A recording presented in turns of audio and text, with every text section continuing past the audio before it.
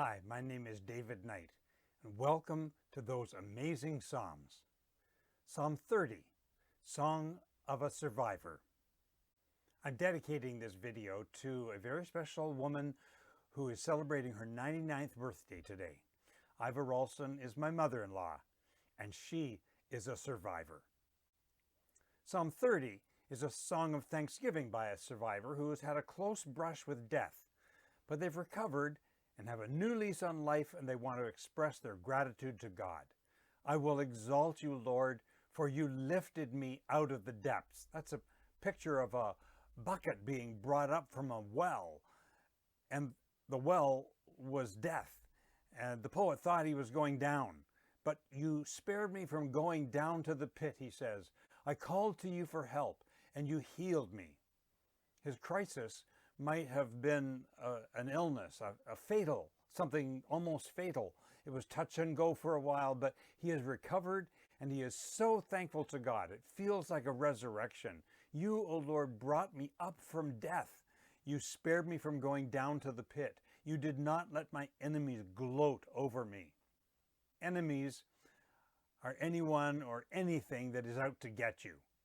It could be a virus or an injury, or cancer, or a heart attack, a hostile neighbor, a business competitor, an ex-spouse, an abuser, the court system, or a personal sense of guilt or failure.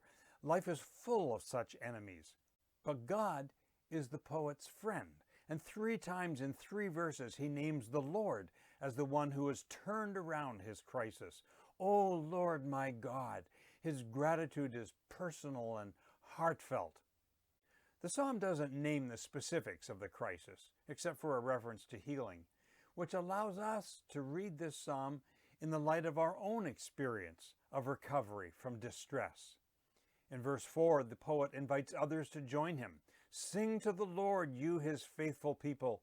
His anger lasts only a moment, but his favor lasts a lifetime. Weeping may stay for the night, but rejoicing comes in the morning. This is the witness of the person who has recovered and is now back on top. He tells his story to the larger community to encourage those who are still in the midst of their own storm. A friend shared with me recently how this psalm was a huge help to him when he found himself in a shattering experience. Every line, he said, seemed to ring of his situation, calling for help, crying out to God, his vision of God restoring his health, praying to be brought up from the grave. He said how reassuring it was to recognize that as horrible as the moment was that he was going through, it would pass, and that deliverance was on its way. The last stanza, you have turned my sorrow into dancing, was purely visionary for him at the time, but immensely encouraging to him. So this psalm tells its story in order to keep alive the memory of both the crisis and the transformation. In the middle of the psalm, there is a glance back to life before the crisis. When I felt secure, I said, I will never be shaken. Your favor, O Lord, made me as secure as a mountain. But when you hid your face, I was shattered. I cried out to you, O Lord, for mercy.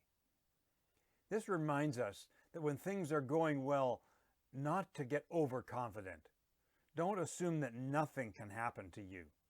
The poet was caught off guard completely when the crisis hit him. Sometimes God hides his face, allowing us to experience the chaos of the world so that we can learn how ever-present God is. We learn to trust God as a result. Our suffering is redemptive, and we gain a more mature sense of God's faithfulness as a result. And we have a story to tell, a song to sing, perhaps even a dance to express our gratitude. The psalm ends with, you have turned my mourning into dancing. You have taken away my sackcloth and clothed me with joy, that I might sing praises to you and not be silent.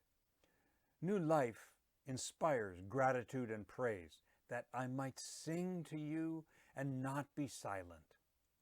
The poet has been spared from the silence of death, so he vows to sing his gratitude to God. Silence would be an insult. So many in our world never give the slightest thought to thanking God for the gift of life. But the psalm urges those who have tasted God's love to open their hearts and voice to God. Sing the praises of the Lord, you his faithful people. Praise his holy name. If you are a survivor, if you have tasted God's grace or experienced transformation or recovery from a crisis, let me encourage you to add your voice to the praises of creation and to the choir of other redeemed survivors to express your thanks. O Lord my God, I will praise you forever. Take care. And happy birthday, Mom.